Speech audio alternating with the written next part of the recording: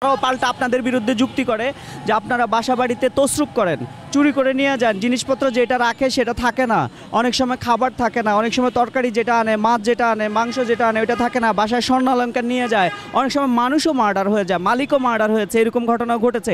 এই বিষয়টাতে আসলে কিভাবে এখন এই কথা বলতে গেলে এটা বুঝেন যে প্রতি একটা মানুষের মাসিক যে বেতনটা ওনারা কিন্তু নিয়মিত দেয় না।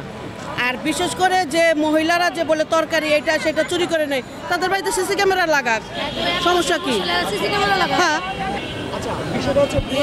একটা অভিযোগ আছে, মাছ যদি থাকে 4 পিস সেখানে হয়ে যায় 2 পিস, কারণ কি? হ্যাঁ, কারণ আছে। আপনি তো আমাকে পেটটা ভরে খাইতে দিতেছেন না, কাজ করতেছেন সারাদিন, পরে ভালো ভালো আমি নিজে রান্না করতেছি, মাছ ধুইতেছি, সব কিছু করতেছি। দেওয়ার সময় ছোট মাছটা দিচ্ছেন, লেজুটা দিচ্ছেন। আমার যে একটা আত্মা আছে, এই আত্মাটা তো আপনি ভরার নাই। আপনি ছেলে মেয়ে ভরছে, নিজে খাইছেন। আমি যে একটা মানুষ, আমি যে আমার নিজের হাতে মাংস রান্না করলাম, পোলাও রান্না করলাম, আমাদের বাসি খাবারটা দেয়, টাটকা খাবার তো দেয় না, তখন তো আমার ইচ্ছা করে খাইতে হয়।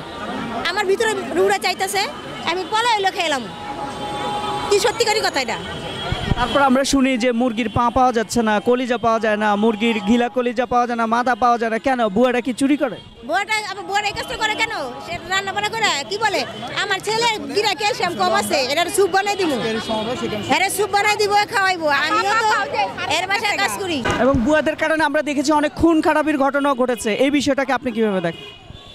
আসলে কি জানেন, এই যে বুয়ারা তো চুরি করে না, করে ওদের লোক, আর নাম হয় বুয়ারা। কেউ কেউ আছে 2-1জন চুরি করে, আবার কেউ কেউ চুরি করে না। সবাই তো বলে যে নিজের মতো করে কাজ করবো, ঠিক আছে। আর কেউ কেউ তো চুরি করে, বুঝছেন, এই জন্য। কিন্তু তারপরে বুয়াদের নাম হয় না, সেটাতে আমরা নেব না, সেটার দায়িত্ব এরা নিবে। কেন সেটার দায় আপনারা নেবেন না? সেই বুয়ারাই তো চুরি করে। সেটা পরে যে যার মাধ্যমে দিব কাজ তাই দায় নিব, তো সে নিব দায়। দেখা যায় মাছের 2 টুকরা নাই, মুরগির রান একটা নাই, গরুর 4 টুকরা নাই, এরকম হয় বাসা বাড়িতে। এই বিষয়টা হতে পারে, কিন্তু ম্যাডামেরা বলে যে বুয়ারা নাই, আসলে বুয়ারা তো কর্ম করে খায়। দাবি যদি না হয়, আপনারা বুয়ারা কি ডক্টর ইউনূস সরকারের বিরুদ্ধে রাজপথে নাম? অবশ্যই নামতে হবে। যদি আমাদের নামতে হয় নামবো না। আমাদের দাবি দেওয়া যেটা, আমরা কি নির্যাতনের শিকারী হবো? এই যে কল্পনা, রিয়ামণি, তারপরে যে মোহাম্মদপুরের একটা বাসায় 3টা গৃহকর্মীকে মেরে ফেলছে।